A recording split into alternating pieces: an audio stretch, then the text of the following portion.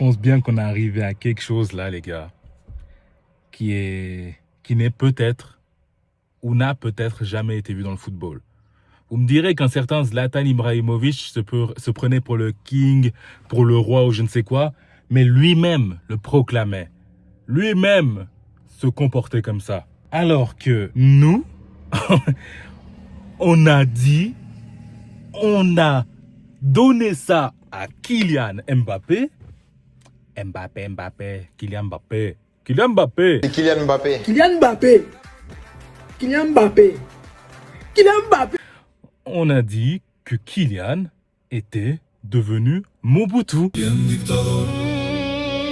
Kylian dictador. Kylian Mbappé. Kylian dictador. El que manda en el campo, el hombre de fe.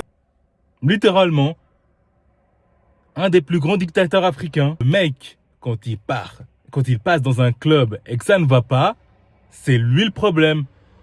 Quand ça va bien, c'est grâce à lui. Il fait un bon match uniquement quand il marque des buts. Parce que dans le jeu, il est éclaté. Et nous, on peut dire ce qu'on veut et tout machin, le mec, il branche pas. Se remet jamais en question. Est-ce qu'on n'est pas face au plus grand dictateur qui puisse exister dans le football? Encore, quand c'était Zlatan, lui, quand il pétait un rein, il se barrait du club, ou le monde le poussait à se barrer du club. Vous voyez? Mais lui, c'est différent, Kylian. C'est différent. Le mec, ça ne va pas. C'est le collectif autour qui ne va pas. Ils ont essayé de persévérer à vouloir foutre Vinicius à gauche et Mbappé en pointe. Ça ne marche pas. Ça ne marche pas. Ça ne marche pas. Et en plus, quand t'as l'autre là, Belly goal! Belly goal! Belly goal! Belly goal! Belly run! É ele!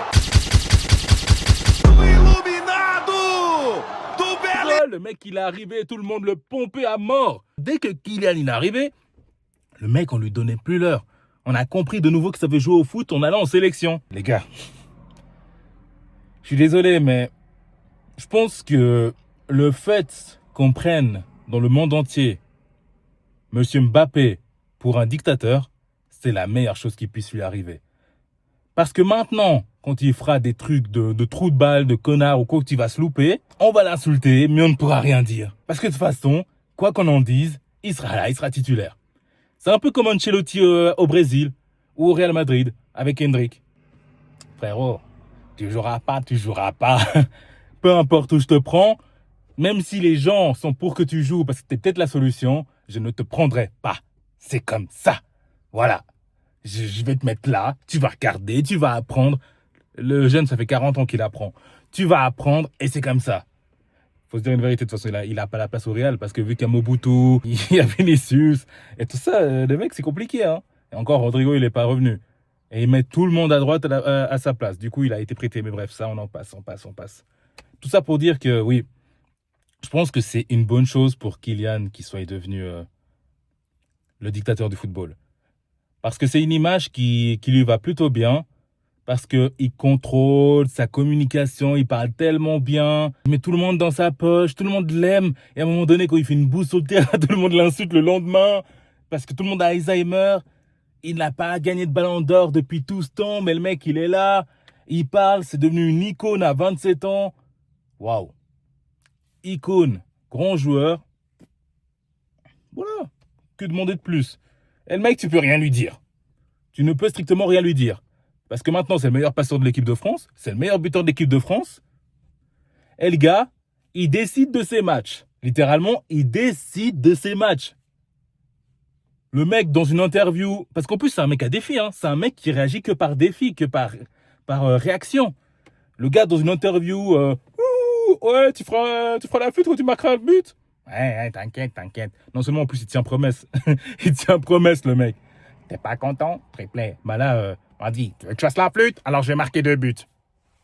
C'est insane. Donc on verra ce qui va se passer dans cette Coupe du Monde. D'ailleurs, le mec, il est en train de ringardiser la Coupe du Monde, mais d'une de ses manières. Parce que vous êtes là et tout machin, ouais, Messi, il a marqué un triplé, il a 16 buts, co-meilleur buteur avec Miroslav Klose.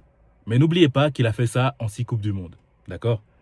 Alors que Kylian, il est à 3 Coupes du Monde. 3. Et il a 28 ans. Et il est déjà à 14 buts. Donc le mec, on risque d'avoir un mec qui va nous pulvériser le record en peu de temps, en arrivant peut-être en passant les 20 buts.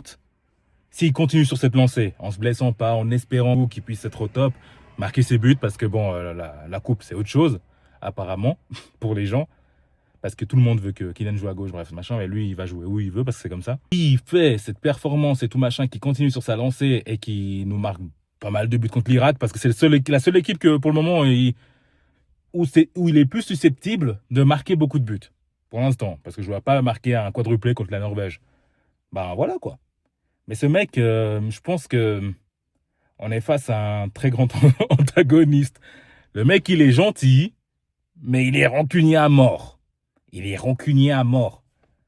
Il est là en mode, vas-y, si vous me pétez les reins, ben, je vais venir sur le terrain, je vais sourire pendant que vous me sifflez, je vais faire de la D, je vais pas faire de passe, c'est comme ça.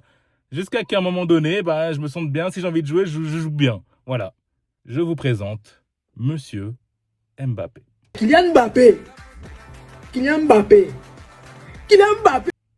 Oh oui, on va dire Mbappé, parce qu'à la fin, Mbappé, ça casse les couilles.